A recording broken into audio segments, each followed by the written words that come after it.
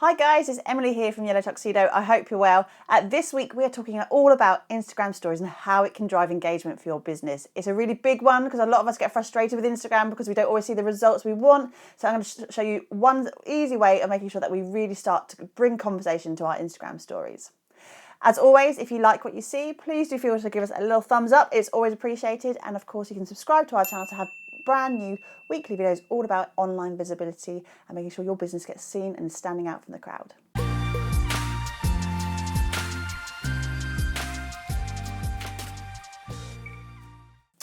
Okay, so Instagram stories. I've got to say, I wasn't always a big fan of Instagram stories when it first came out. I was one of those people who was like, oh my God, another thing I'm going to have to learn and master. But I'm telling you now, Instagram stories has been a game changer for our business since we've learned and mastered how to use it to its full potential. We get more direct messages coming through to us. We get people asking us questions. It really helps us form our content strategy moving forward with the business. And honestly, it's one of the best things out there. Instagram give us all of these free tools to use, and so many of us just forget to use them all the time. We have Instagram stories, we have Instagram TV, we have our grid, we have all this, yet half of it doesn't get touched. So today I'm going to walk you through a few of the processes that we go through every single day when we create our Instagram stories that you might want to start implementing. Don't feel you have to do every single one. That's not what we're trying to tell you today, but just try and maybe make a few tweaks and a few changes to how you approach Instagram stories, and I promise you it will be a game changer. The next thing to think about when you come to Instagram stories is that you worry about what to post, how much to post. Should I be on brand? Should I be off brand? Should it be a day in the life? Should it not be? Should it be posting about what do we post? And I think people get so consumed by that. The thing with Instagram stories is it's a snapshot. It's a little tiny bit, a snapshot of your day. Be it something that you're talking about in your day-to-day office life, or be it a new product that you're launching, it doesn't really matter. It's just another way of showing your audience that you're real and you're authentic and they want to get to know you. So really start thinking of it as a way that people can understand, know, like and trust, that phrase we always use all the time.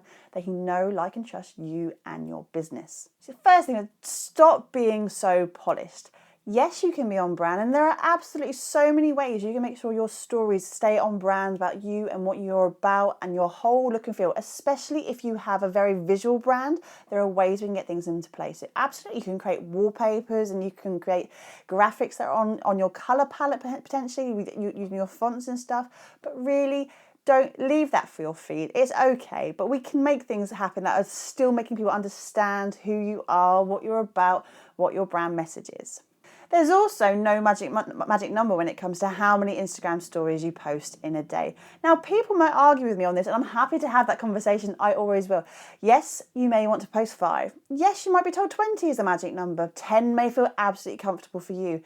The algorithm will change. The algorithm will change next week, it will change next month, probably next year as well. And if we consistently try and guess what the algorithm's going to do next, we become exhausted.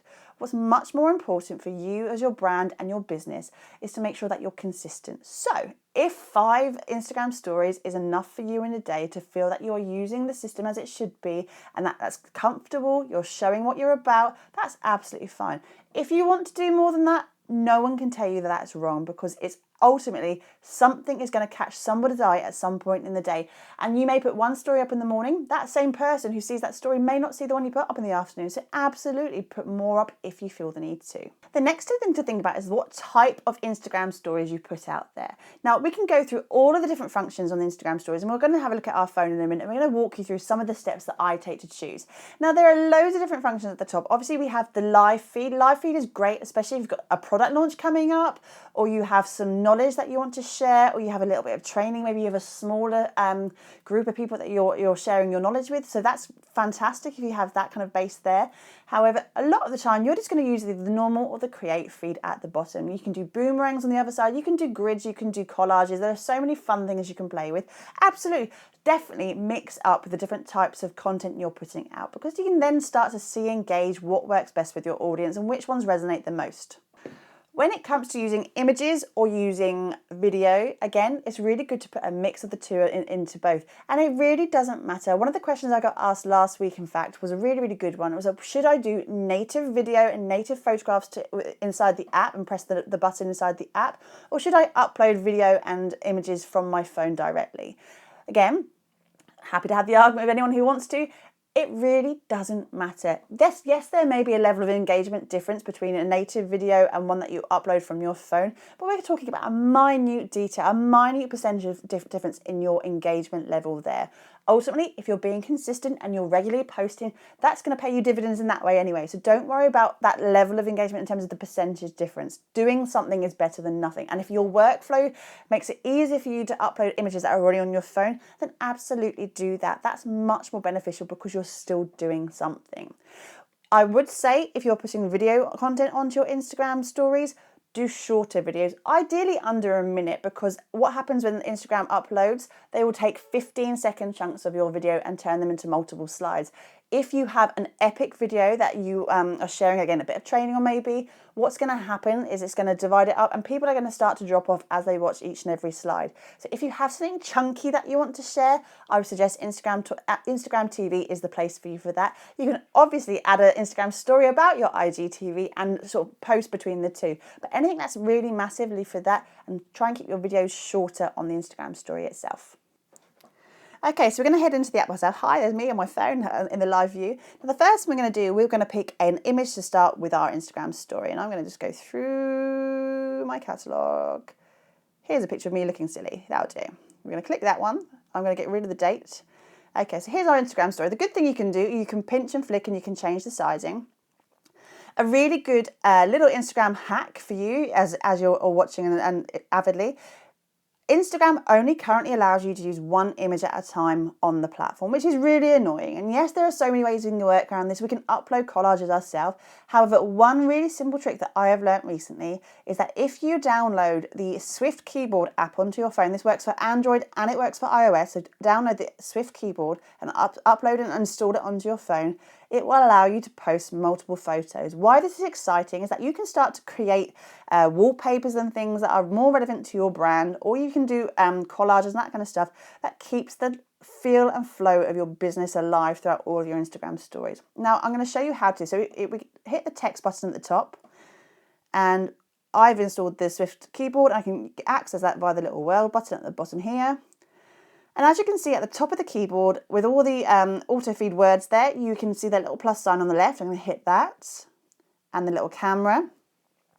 I'm going to select another image. So I'm going to click this picture here. These are really not relevant images to this post at all, but just for the purpose of demonstration. I'm then going to copy and paste into here. And all of a sudden, I have a second image that I can play with. Now I have two. Cool, hey?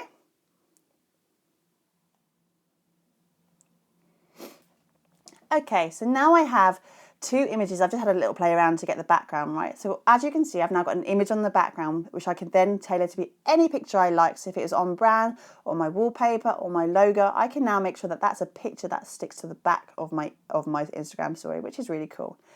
Other things to make sure that we include on any Instagram story we do to help drive engagement is to use the stickers tab at the very top. So we have at the top your location. Always put location to help people find out where in the world you are, and obviously as people use the location search, your content is going to show up. We have our location search there. The next thing we're going to do is make sure that we put relevant hashtags. Now you can use the hashtag tag sticker to put one sticker hashtag up. So I'm going to put thinking, or not, spell it out, thinking. Oh, my actual word, thinking, there we go. As my hashtag there, we can drag and drop, we can click and make it grayscale or coloured, and we can again move it down to the bottom, or we can cover it over because we have the ability to move things all the way around, which is really helpful because if you want it to look a bit more pretty, if you are a bit more aesthetic, that's going to help you make sure that it stays on your brand if that's the route you choose. Again, I'm not so worried. I'm happy to be a bit more rough around the edges. That's how we are, but you can start to hide things.